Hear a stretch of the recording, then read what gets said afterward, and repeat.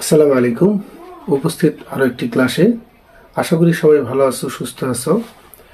আজকের ক্লাসটা হবে 2025 শিক্ষার্থীদের 2025 সালের শিক্ষার্থীদের এসএসসি পরীক্ষার ব্যাচ যারা আছো তাদের জন্য আমি নতুন কিছু ট্রিক্স আসলে শেখাতে চাইতেছি, যেটা তোমাদের নৈর্ব্যক্তিক প্লাস হলো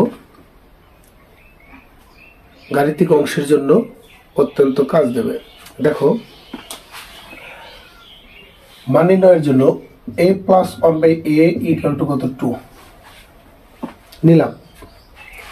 এখন এই a plus 1/a equal to 2, এখান থেকে এই মান দ্বারা আমরা যতগুলো রাশি নেব প্রত্যেকটাতেই মান আসবে কত? 2 করে। যদি আমি a square plus 1/a square, এটাতে মান আসবে কত? 2। a cube plus 1/a cube, এটাতে মান আসবে কত? 2।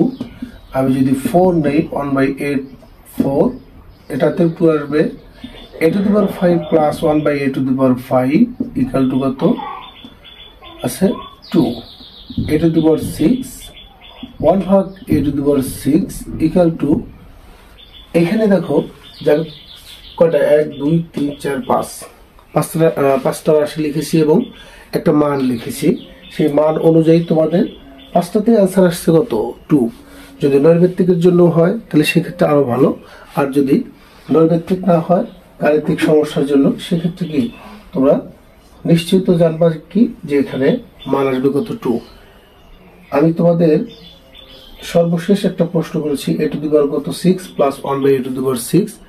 এই প্রশ্নটা তোমরা কি নিজেরা করবা, করে দেখবা আসলে প্রত্যেকটা মান আসলে 2 আসে কিনা।